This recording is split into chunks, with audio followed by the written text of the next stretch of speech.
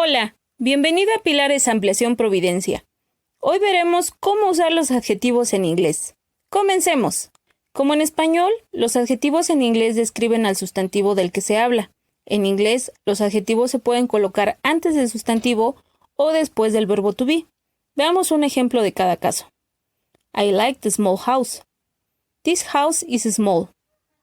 En ambos ejemplos, el adjetivo es small, pequeño. Sin embargo, en el primer ejemplo, small está antes del sustantivo, que es house, casa. Y en el segundo ejemplo está después del verbo to be, que en este caso es is. Algunos adjetivos nunca se colocan antes del sustantivo. Estos son afraid, alive, alone, asleep, glad, pleased, sorry, upset, ill, well y fine. Veamos algunos ejemplos. She's afraid of spiders. The boy is sorry. The dog is ill. Los adjetivos pueden ser usados como comparativos y como superlativos. Los comparativos en inglés los usamos para comparar las diferencias entre dos objetos a los que modifica el adjetivo. La estructura de una oración con comparativos es la siguiente. Sujeto, seguido del verbo, el adjetivo en grado comparativo, seguido de la partícula than, y por último el objeto. Ahora veamos unos ejemplos. My house is larger than hers. Your dog runs faster than Jim's dog. Jim and Jack are both my friends, but I like Jack better. El segundo término de la comparación se puede omitir si se entiende a partir del contexto, como podemos verlo en el último ejemplo. Los superlativos se usan para describir una persona o cosa que se encuentra en el extremo superior o inferior de una cualidad. Se utiliza en oraciones en las que comparamos un sujeto con un grupo de objetos. La estructura de una oración con superlativos es la siguiente. Sujeto, seguido del verbo, seguido del artículo de, el superlativo y el objeto. Veamos algunos ejemplos. My house is the largest one in our neighborhood. Your dog ran the fastest of any dog in the race. We all threw our rocks at the same time. My rock flew the highest.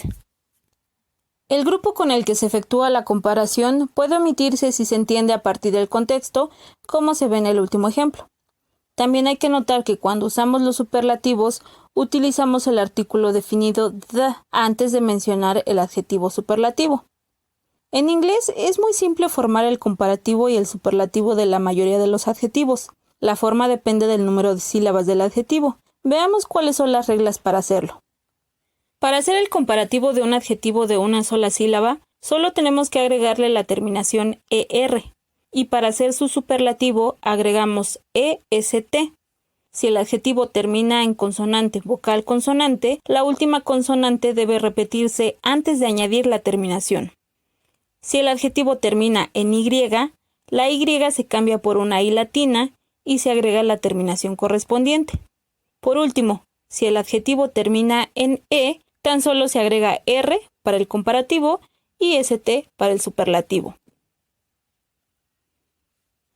Los adjetivos de dos sílabas pueden formar el comparativo añadiendo ER como los adjetivos de una sola sílaba o bien colocando more antes del adjetivo, como ocurre con los de tres sílabas. Igualmente, estos adjetivos pueden formar el superlativo añadiendo la terminación EST o bien poniendo most antes del adjetivo. En el caso de los adjetivos de tres sílabas o más, el comparativo se forma colocando more antes del adjetivo y el superlativo colocando most. Existen adjetivos comunes que tienen formas irregulares en los grados comparativo y superlativo. A continuación te presentamos una tabla donde aparecen.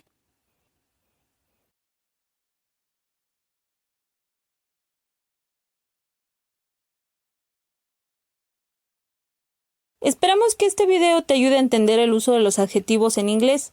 Si tienes dudas, escribe a nuestra página de Facebook y pregunta por las asesorías gratuitas que Pilares tiene para ti. ¡Hasta pronto!